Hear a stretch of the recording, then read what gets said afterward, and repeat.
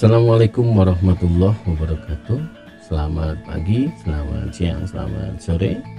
Selamat buat kita semua. Alhamdulillah hari ini kita masih dalam lindungan Allah Subhanahu wa Ta'ala, ya, di dalam situasi pandemi ini. Ya, kembali lagi saya Hardi. Saya akan melanjutkan materi sebelumnya, di mana di video sebelumnya saya sudah membahas tentang integrasi nasional dalam Bingkai Bhinneka Tunggal Ika bagian 1. Dan untuk video kali ini saya akan melanjutkannya, ya. Jadi integrasi nasional dalam Bingkai Bhinneka Tunggal Ika bagian kedua. Nah, sebelum saya melanjutkan ke materinya, ada baiknya kita melihat contoh-contoh yang berkaitan dengan ancaman terhadap integrasi nasional, ya. Ada contoh-contoh yang bisa kita jadikan cermin agar kita tidak melakukannya atau kita menghindari hal-hal yang pernah terjadi tersebut. Apa saja itu? Nah, ini kita lihat, ini minimal ada 3 hal atau 3 poin yang menjadi alasan terjadinya ancaman terhadap integrasi nasional. Yang pertama adalah konflik kenegaraan atau sistem pemerintahan.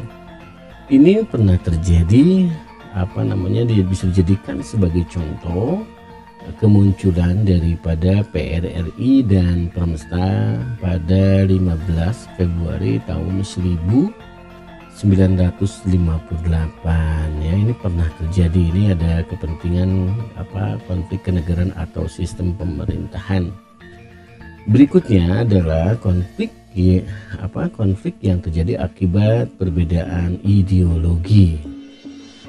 Nah, sejarah kita juga mencatat adanya pemberontakan Partai Komunis Indonesia, yaitu ada 2 kali yang tercatat dalam sejarah, ya, yaitu tahun 1948 dan tahun 1965. Kemudian ada apa lagi? Ada konflik yang terjadi akibat kepentingan, ya. Ini konflik kepentingan. Ini dalam sejarah juga tercatat adanya pemberontakan yang dilaksanakan oleh mereka-mereka yang mengatasnamakan Republik Maluku Selatan atau RMS, ya. Mungkin dalam sejarah kalian sudah tahu ini, ya. Nah, ini kejadian-kejadian seperti ini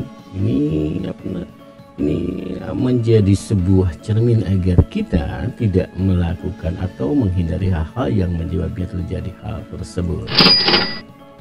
Oke, sekarang kita ke pokok bahasan inti, ya, tentang integrasi nasional. Bagaimana, dan untuk apa, ya. Sekarang kita ke dulu, ya. Integrasi nasional itu terdiri daripada 2 kata, ya, integrasi dan nasional. Oke, integrasional. Integrasi nasional terdiri daripada 2 kata. Yang pertama integrasi dan yang kedua nasional.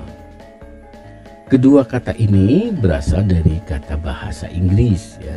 Integrasi berasal dari kata integrate yang artinya menyatu padukan, menggabungkan, mempersatukan, ya. Jadi dalam integrasi berasal dari bahasa Inggris, ya, yaitu integrate, ya, yang artinya menyatu padukan, menggabungkan, dan mempersatukan. Nah, sekarang bagaimana pengertian dalam bahasa Indonesia? Dalam Kamus Besar Bahasa Indonesia, integrasi diartikan sebagai pembauran hingga menjadi suatu kesatuan yang bulat dan utuh. Sementara kata nasional berasal dari bahasa Inggris nation yang artinya bangsa.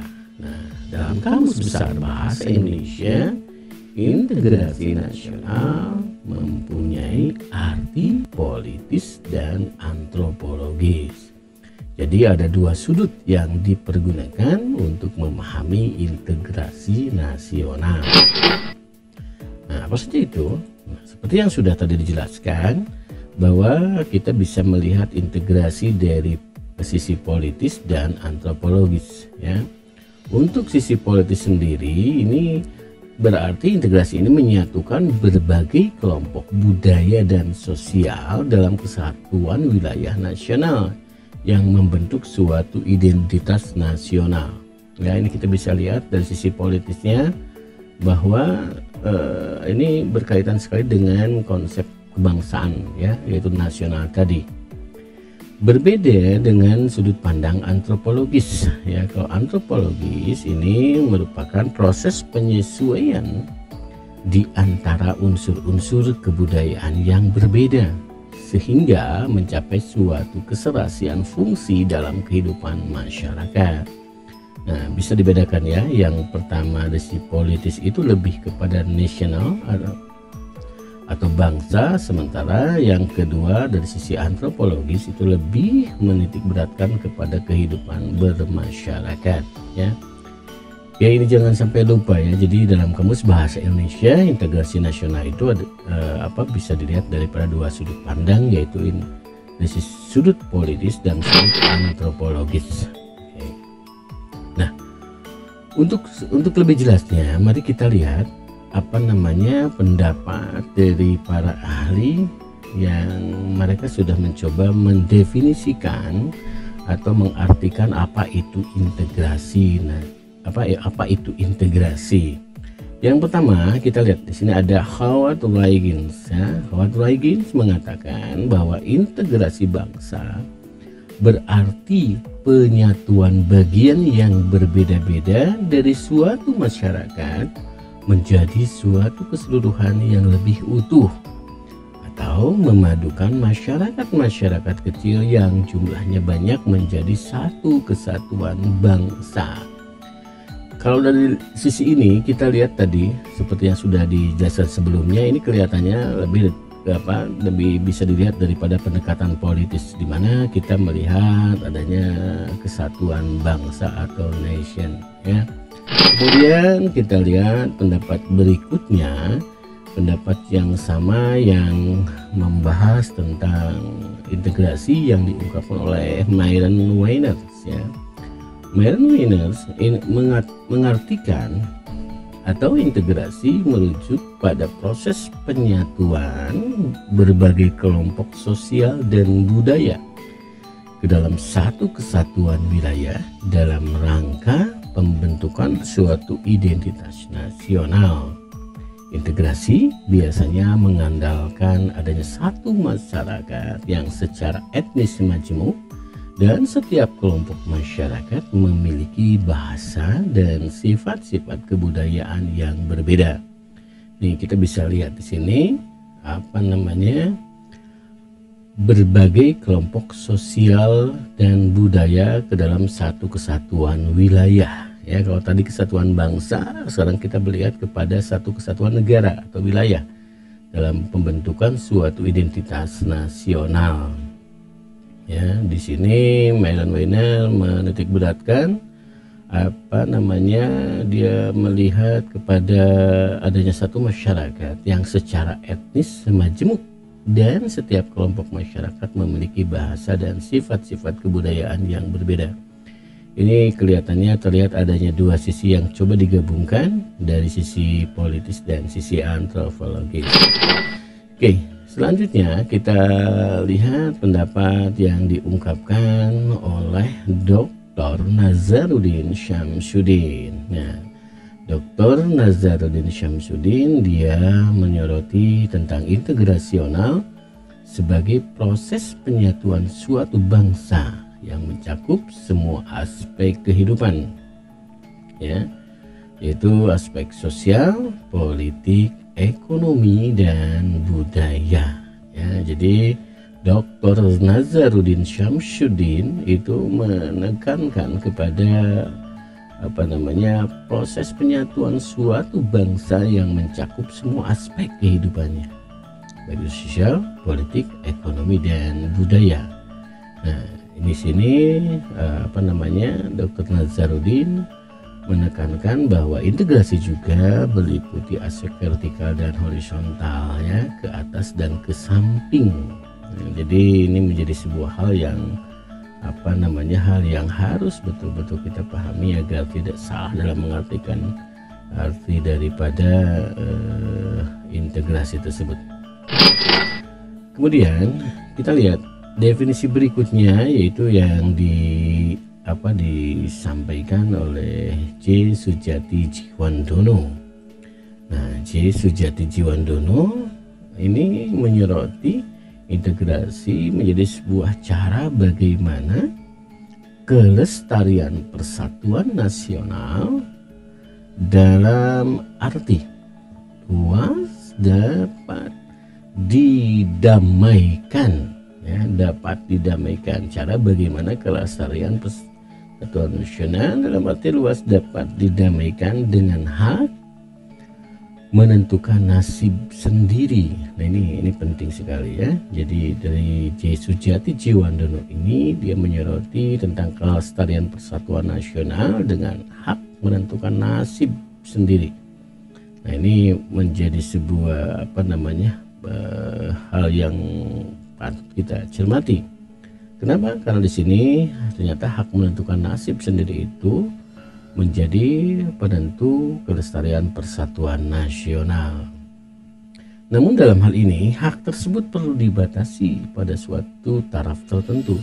Bila tidak, persatuan nasional akan dibahayakan ya. Jadi satu sisi itu memberikan memberikan hak menentukan nasib sendiri, tetapi di sisi lain ini hak tersebut harus dibatasi, karena kalau tidak maka persatuan nasional akan dibahayakan. Nah, integrasi nasional itu tadi disampaikan dari pendapat beberapa ahli. Nah, sekarang apa yang dimaksud dengan integrasi nasional bangsa Indonesia? Nah, dari pendapat-pendapat yang sudah coba tadi kita jelaskan, ini bisa diartikan bahwa integrasi nasional adalah hasrat dan kesadaran untuk bersatu sebagai suatu bangsa ya. Hasrat dan kesadaran untuk bersatu sebagai suatu bangsa menjadi satu kesatuan bangsa yang resmi dan direalisasikan dalam satu kesepakatan atau konsensus nasional. Nah, jadi sekali lagi dari pendapat-pendapat tadi kita bisa melihat atau bisa menarik benang merah bahwa integrasi nasional bangsa Indonesia berarti hasrat dan kesadaran untuk bersatu sebagai suatu bangsa. Tetapi ini tidak cukup secara lisan atau secara non formal. Ini mesti menjadi sebuah hal yang sifatnya resmi dan direalisasikan dalam kesepakatan atau konsensus nasional. Oke, tentang kesepakatan dan konsensus nasional kita akan bahas di selanjutnya ya. Oke, kita lanjutkan kepada syarat integrasi. Nah, ya tadi sudah dibahas tentang konsensus. Nah, sekarang kita bisa melaksanakan integrasional jika ini harus benar-benar kita pahami, harus kita maknai dengan baik dan benar, karena kalau tidak terpenuhi syarat ini maka tercapainya integrasi nasional akan menjadi hal yang tidak mudah ya. Nih, yang pertama bahwa anggota-anggota masyarakat merasa bahwa mereka berhasil saling mengisi kebutuhan antara satu dan lainnya. Oke, di video sebelumnya tentang Bhinneka Tunggal Ika saya sudah menjelaskan bahwa kenapa manusia berbeda, karena untuk saling mengisi satu sama lainnya. Jangan takut berbeda, karena dengan perbedaan kita bisa saling mengisi. Nah, ini ternyata ini menjadi satu syarat integrasi ya. Jadi tadi sudah diinikan bahwa satu anggota masyarakat merasa bahwa mereka berhasil saling mengisi kebutuhan antara satu dan lainnya. Yang berikutnya adalah yang kedua, terciptanya kesepakatan atau konsensus bersama mengenai norma-norma dan nilai-nilai sosial yang dilestarikan, dijadikan pedoman. Ya, kita sudah punya dua sumber, ya, ada sumber Pancasila dan Dasar India, dan kemudian ada landasan konstitusional Undang-Undang Dasar 1945. Kedua hal tersebut merupakan konsensus nasional, ya, menjadi kesepakatan bangsa Indonesia yang berupaya menciptakan cara bagaimana negara ini dilaksanakan. Ya, jadi ada Pancasila dan Undang-Undang Dasar Negara Republik Indonesia tahun 1945. Kemudian yang ketiganya adalah norma-norma dan nilai-nilai sosial dijadikan aturan baku dalam melaksanakan atau dalam melangsungkan proses integrasi sosial, ya. Nomor 3 ini menjadi tindak lanjut daripada nomor 2, ya. Ada konsensus, tetapi konsensus hanya akan menjadi konsensus jika tidak dilaksanakan, ya. Atau bagaimana caranya kita berjalan sesuai dengan aturannya. Kalau kereta api punya rel, ya, kalau tidak ada rel, kereta api tidak akan berjalan, tidak akan bisa maju.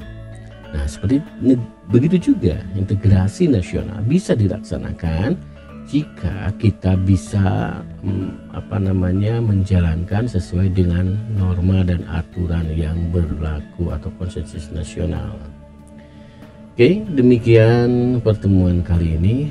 Mudah-mudahan bisa dipahami. Sampai jumpa di pertemuan selanjutnya. Salam sehat, salam vokasi. Saya Hardi. Terima kasih. Assalamualaikum warahmatullahi wabarakatuh.